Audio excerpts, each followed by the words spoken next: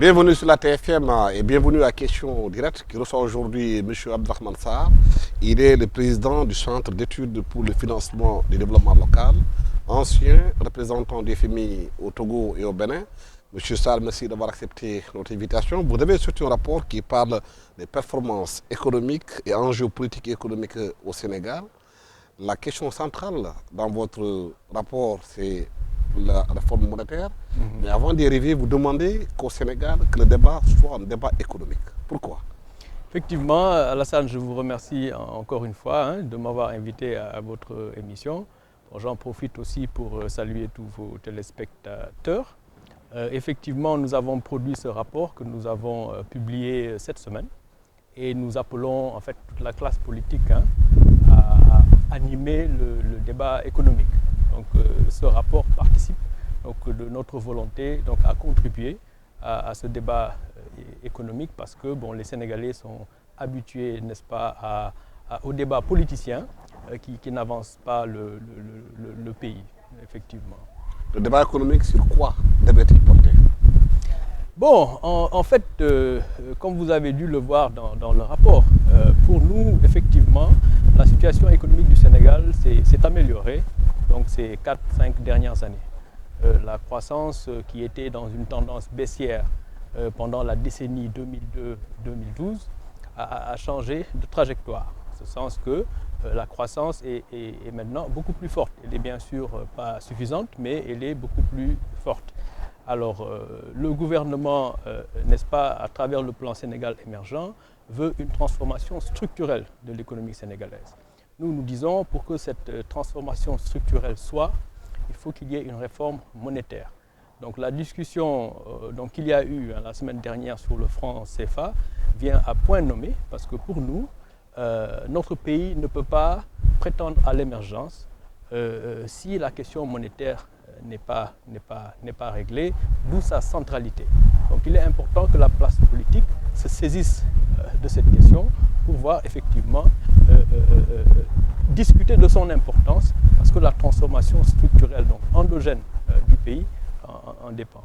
Vous avez parlé tantôt de croissance économique qui est revenue, mais les Sénégalais qui vivent dans les campagnes, qui vivent peut-être à Guédiawaye, Pikine, ils ne sentent pas cette croissance dans le panier de la ménagère. Pourquoi? Non, c'est vrai parce qu'elle n'est pas suffisante. Parce qu'elle n'est pas suffisante. Je pense que tout le monde est d'accord sur le fait que la croissance économique doit être beaucoup plus forte. En moyenne, elle a été de 4,8% lors de cette période. Et elle est de 4,8% principalement à cause de l'année 2015. L'année 2015, on a eu une croissance de 6,5%. 6,5% principalement à cause du secteur agricole. Bon, les Sénégalais en général, disons en tout cas ceux qui vivent en zone urbaine ne vivent pas nécessairement d'agriculture.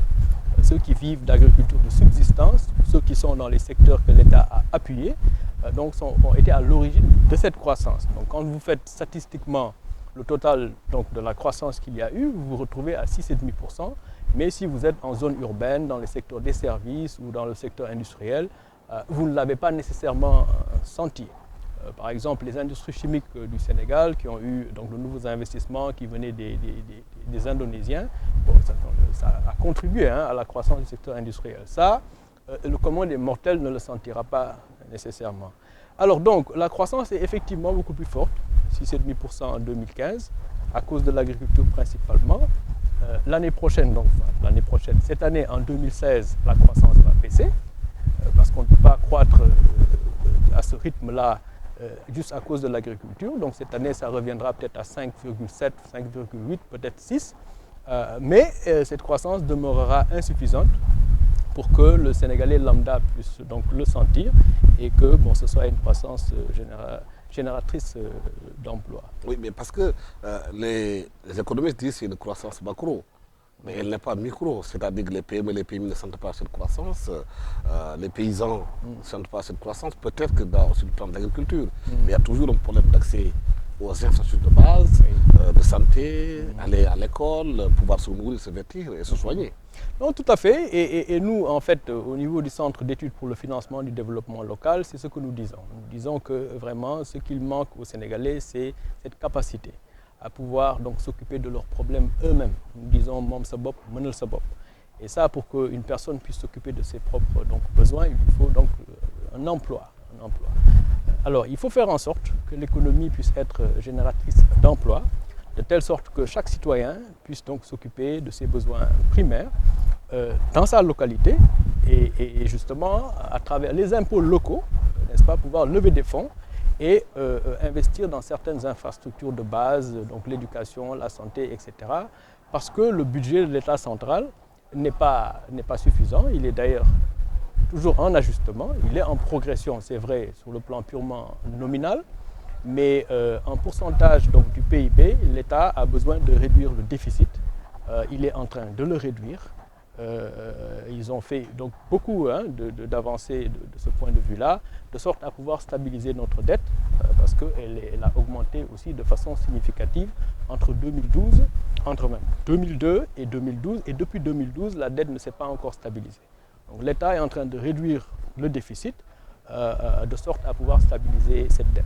Donc, il faut comprendre que les ressources sont limitées. Et il est alors essentiel qu'on fasse en sorte que les Sénégalais, là où ils vivent, puissent avoir un emploi et puissent s'occuper d'eux-mêmes. Et nous disons, Menel Sebop, c'est ce que ça veut dire pour nous. Vous parlez tantôt de réforme monétaire qu'il faut apporter. On a vu le débat qui s'est posé quand il s'est agi de parler du franc CFA. Carlos Lopez, secrétaire général de la CEA, disait que le CFA est désuet. Il y a une rencontre en France, à Bercy, avec Michel Sapin, le ministre de l'économie et des finances de la France, et les gouverneurs des banques centrales et les ministres de l'économie et des finances de la zone CFA. Certains gouverneurs des banques centrales disent que ça va très bien, le CFA, c'est une bonne chose pour l'Afrique. D'ailleurs, pour la zone, si le CFA n'était pas là, on aurait connu des crises économiques, de l'inflation, c'est ce qu'ils disent. Non, en fait, techniquement, quand le gouverneur de la Banque centrale, la Banque de France, je pense, c'est lui qui a dit que s'il n'y avait pas le franc CFA, donc certains pays, n'est-ce pas, de la zone CFA auraient eu des difficultés. C'est vrai. Pourquoi? Parce que les prix du pétrole ont chuté. Si ces pays étaient, disons, dans un régime de change flottant, donc la monnaie se serait dépréciée. Mais cette chute des prix du pétrole n'est peut-être pas temporaire. Ça veut dire que, il faut s'attendre peut-être dans le moyen et le long terme que les prix des produits pétroliers soient bas. Donc si un pays dépendait du pétrole et que ce pétrole-là ne finance plus sa balance des paiements, pour justement que son économie puisse se diversifier et se transformer structurellement, mais il faut que le taux de change change. Effectivement, aujourd'hui, on tire avantage, n'est-ce pas, du fait que le CFA ait été stable en cette conjoncture, mais il faudrait peut-être réfléchir à flexibiliser ce CFA-là davantage, de sorte à ce que ces économies puissent se diversifier. Je vous donne un exemple. Christine Lagarde, donc directeur général du Fonds monétaire international, quand elle est allée au Nigeria, ce qu'elle leur a dit en pareille circonstance, une combinaison de recommandations. Il faut d'abord davantage flexibiliser le taux de change, il faut davantage diversifier l'économie pour ne pas dépendre du pétrole. Quand le Fonds monétaire est allé en Afrique centrale, le message ne pouvait pas être le même. Il ne pouvait plus être le même. Pourquoi? Parce que ce n'est pas une seule entité politique, c'est plusieurs pays qui ont en partage une monnaie et qui ont décidé de ne pas toucher à cette monnaie. Les recommandations à leur donner, c'est peut-être qu'il faut diversifier votre économie, c'est vrai, sans le taux de change, en mettant l'accent sur des réformes structurelles, n'est-ce pas, et aussi essayer de diversifier l'assiette fiscale pour pouvoir avoir des ressources budgétaires qui ne viennent pas principalement du pétrole. Alors le message, il diffère en fonction de l'entité politique que vous avez en face de vous. Ce que le gouverneur de la Banque de France a dit, c'est vrai pour le court terme, et pour le moyen et le long terme, ce n'est pas du tout ce qu'il faut pour nos pays. Il faut flexibiliser le franc CFA. Mais vous demandez qu'il y ait un compromis entre une monnaie locale et le franc CFA. Vous trouvez que localement, les populations puissent s'en sortir? Oui, parce que vous savez, le problème du franc CFA se situe à plusieurs niveaux. Bon, il y a le niveau politique. Bon, il est quand même gênant donc, pour des pays souverains d'avoir leurs réserves de change au trésor français. Vous voyez? Alors, toutes les banques centrales, bien sûr, ont des réserves de change. Ces réserves de change ne sont pas nécessairement gardées dans le trésor d'un autre pays. Donc ça, c'est une première chose qu'il faut quand même régler. pour que nos États, nos banques centrales puissent garder leurs réserves de change là où toutes les autres banques centrales les gardent. C'est une première chose.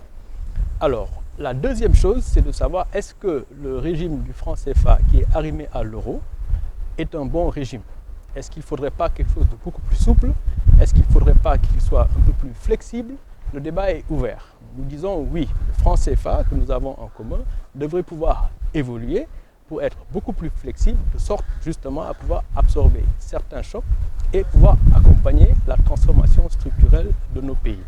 Vous voyez, donc ça c'est le franc CFA en tant que monnaie. Donc les réserves qui doivent être quelque part ce qu'il en faut et le régime qui doit être flexibilisé pour accompagner nos économies. Ça n'a rien à voir maintenant avec le financement de l'économie. Le financement de l'économie, l'inclusion financière. Nous savons que 90% de nos populations ne sont pas bancarisées. Ne sont pas bancarisées et la monnaie que nos populations donc, ont par devers elles dans leur poche, la contrepartie de cette monnaie, ce sont les réserves de change, elle n'est pas bancarisée, n'est-ce pas? Si elle était bancarisée, elle serait dans une banque. La banque aurait cet argent en épargne et déciderait de la façon dont il faut accompagner cette population-là pour qu'elle ait accès au crédit. Donc cette monnaie, elle n'est pas bancarisée.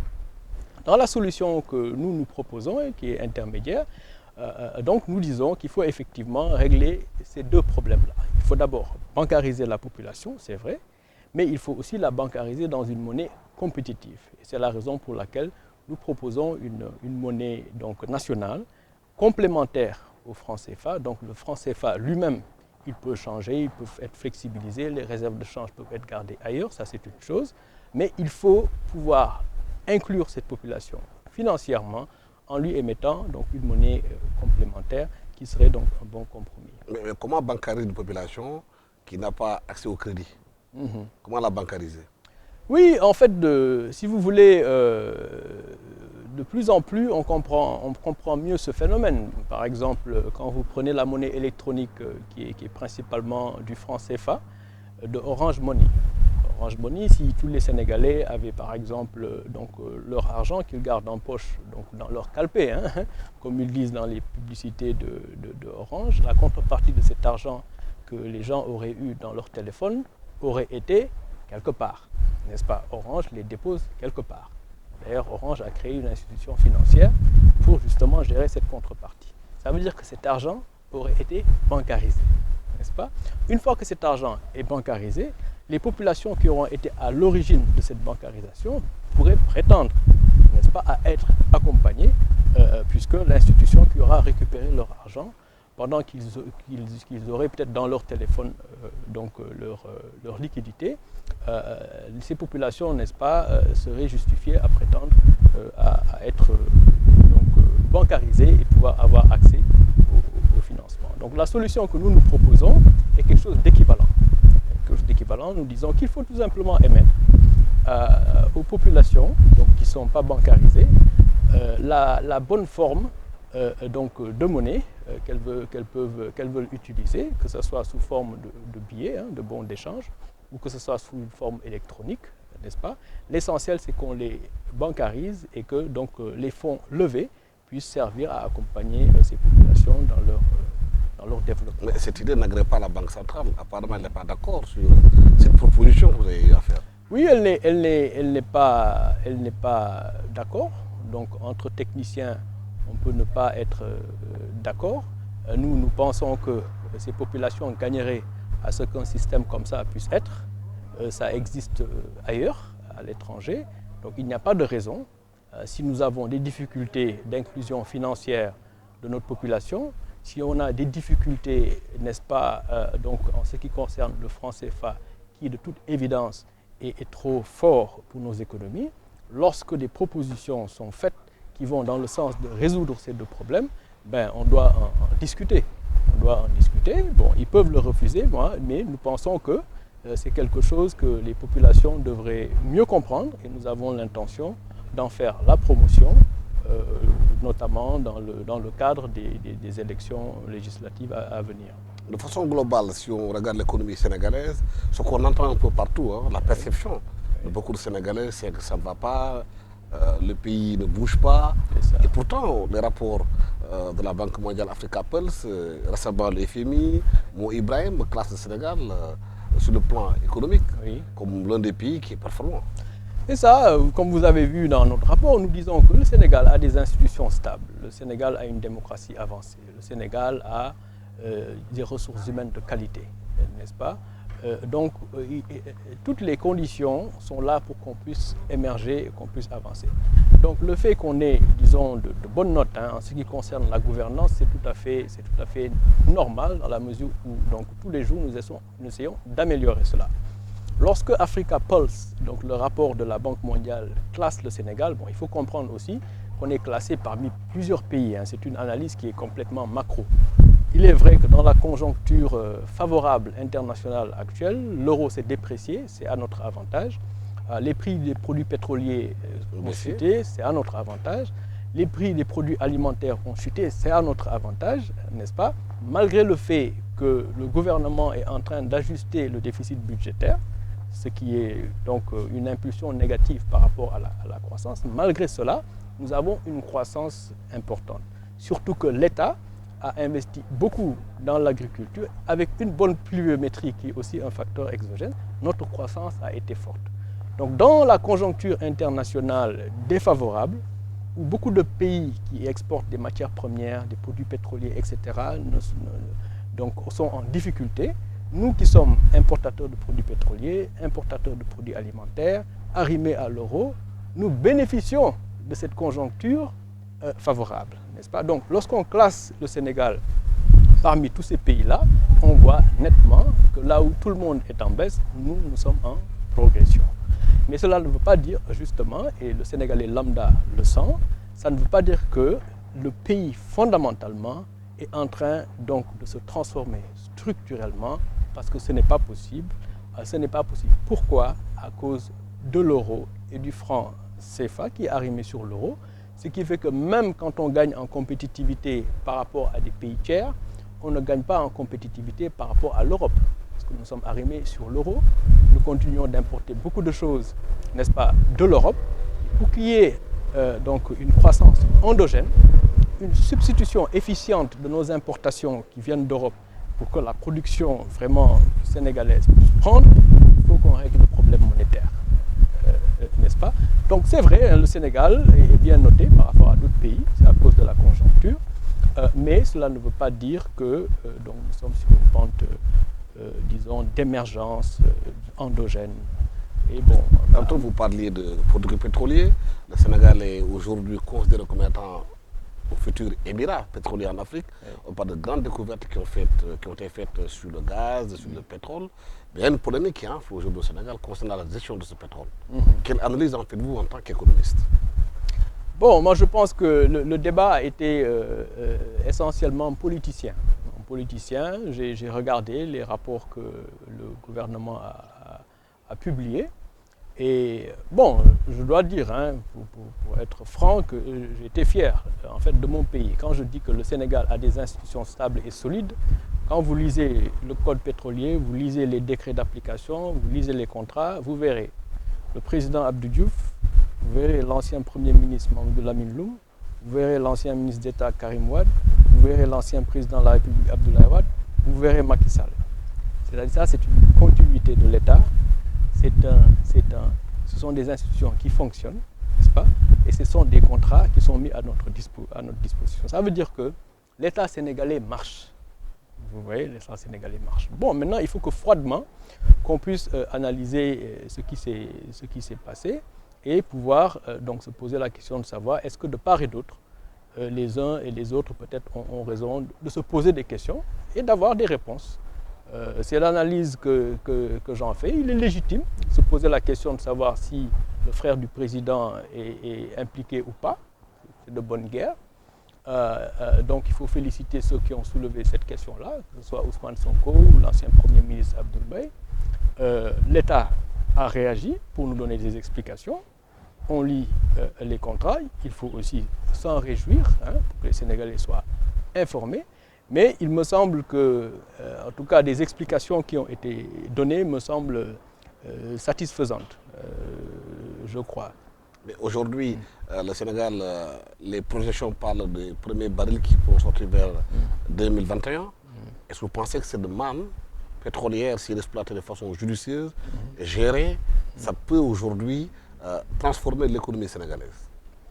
Oui, en fait, je crois que justement, ce serait dommage qu'à cause de recettes pétrolières et gazières, qu'on ne réfléchisse pas sur les raisons pour lesquelles notre économie n'est pas en train de se transformer maintenant. Parce qu'avoir des recettes pétrolières et gazières, justement, peut faire qu'on ne réfléchisse plus sur cette question parce que tout simplement, les contraintes budgétaires auraient été relaxées. Vous voyez, le président de la République a dit il n'y a pas très longtemps qu'il aimerait qu'à l'horizon 2020, que le Sénégal puisse se passer de l'aide.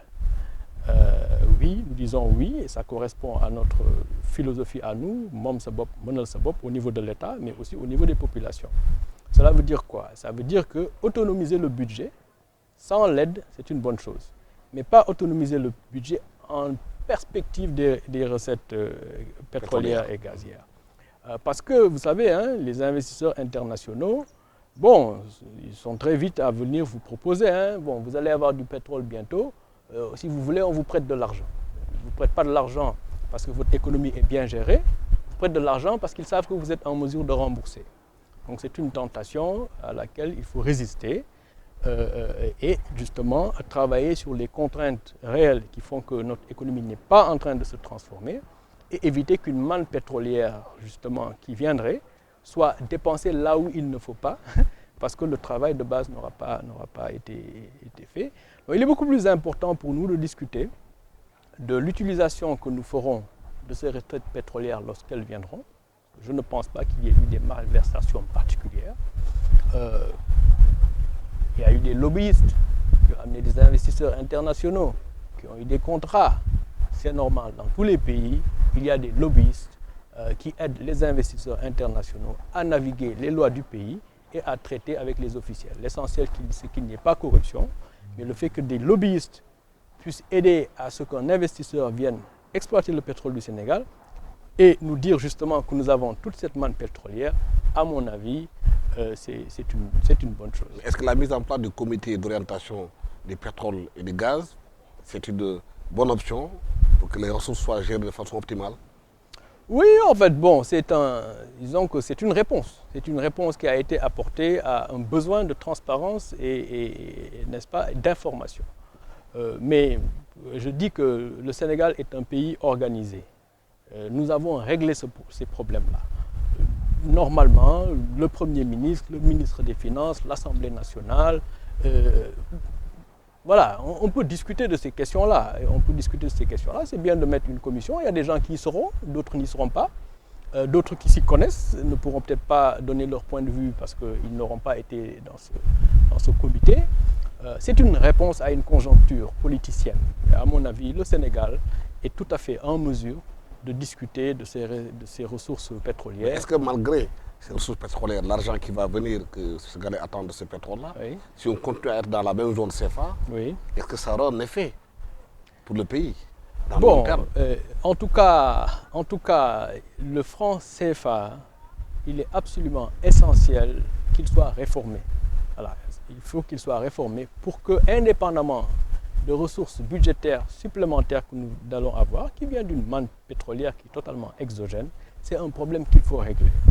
Bon, la manne pétrolière, on s'en réjouit, ça va venir, ça va relaxer, comme je disais, la contrainte budgétaire et permettre à notre État d'investir davantage. Donc, il faut que nous discutions de ce dans quoi on doit investir cet argent pour que ça soit durable pour les générations futures. Éducation, santé, des infrastructures importantes, énergie, des routes, des ponts, etc. Vous voyez, ce sera pour longtemps, n'est-ce pas? Il ne faudrait pas, comme nous faisons actuellement, donc avoir toute cette manne financière et se retrouver en état entrepreneur, n'est-ce pas? Investir dans tout et n'importe quoi, alors que le secteur privé est tout à fait capable, lorsque les conditions sont réunies, d'exploiter des opportunités. Et tant que le franc CFA n'aura pas été réformé, le commun des mortels, je dirais, le boutiquier du coin, ne pourra pas avoir son émergence. Il a droit à son émergence et il faut qu'on crée des conditions économiques qui puissent lui permettre, n'est-ce pas, de pouvoir... Mais est-ce que c'est là que vous demandez que l'État ne soit plus un État socialiste, dirigiste, qu'il soit un État qui recule un peu pour laisser le privé prendre ses propres responsabilités? Tout à fait, tout à fait. Parce que, en fait, vous savez, donc, bon, l'État a son rôle. Donc, on ne peut pas dire laisser faire sans État. Je me considère militant de la liberté et je dis que l'État a un rôle. Il a un rôle, il doit intervenir lorsqu'il y a donc, un échec du marché. Il faut que l'État puisse donc intervenir pour permettre donc, aux investisseurs privés de faire ce qu'ils ont à faire. Mais il faut faire attention aussi à ce que nous appelons l'échec de l'État. Parce qu'il arrive que l'État intervienne dans des secteurs et que ça soit pire que l'échec du marché, n'est-ce pas? Donc quand nous disons qu'il faut moins d'État, c'est pour dire qu'il faut être sélectif dans ces interventions, n'est-ce pas? Énergie, comme je l'ai dit, pas de problème. Éducation, santé, infrastructure de base, ce sont de bonnes choses. Je dirais même que lorsque les marges budgétaires le permettent, l'État peut essayer d'accompagner certains champions. Et c'est ça le paradigme du plan Sénégal émergent. Hein. C'est un paradigme que nous appelons donc condamné à choisir. Donc vous êtes dans vos marges budgétaires, la dette est maîtrisée, le déficit est maîtrisé.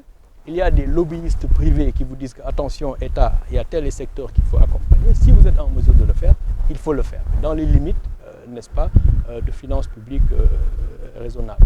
Donc un peu d'État, un État intelligent, un État qui intervient quand il le faut, mais un État qui laisse de la place au secteur privé, parce que si vous voyez dans le rapport que nous avons produit, la position budgétaire de l'État sénégalais actuellement, aidé en cela par la Banque centrale, a évincé le secteur privé. L'investissement privé a baissé en pourcentage du PIB, le ministre des Finances peut le confirmer. L'épargne privée a baissé en pourcentage du PIB, le ministre des Finances peut le confirmer. Donc la position de l'État a évincé le secteur privé. Est-ce que cette position est beaucoup plus efficace que ce que le secteur privé aurait pu faire? Le débat est ouvert. En tout cas, les investissements dans l'agriculture ont produit des résultats. Mais est-ce que cet argent-là, laissé au privé, aurait produit des résultats beaucoup plus importants? Le débat est ouvert. Mais en tout cas, il faut laisser un peu plus de place au secteur privé et appliquer cette façon de faire dans les politiques publiques, notamment la décentralisation, qui est beaucoup plus une déconcentration, à notre avis, qu'une décentralisation autonomisante qui est notre option. Abdourahmane Sarr, merci d'avoir été avec nous sur ce plateau de la TFM à question directe. Vous êtes le président du Centre d'études pour le financement du développement local. Vous avez sorti un rapport qui s'appelle Performance économique et enjeux politiques et économiques. Vous étiez aussi représentant du FMI au Bénin et au Togo. Nous étions avec vous pour analyser la situation économique du Sénégal. Merci. Merci à toute l'équipe technique qui m'a accompagné pour la réalisation de cette émission. Merci à vous qui êtes chez vous, qui suivez cette émission avec nous. Merci. Au revoir.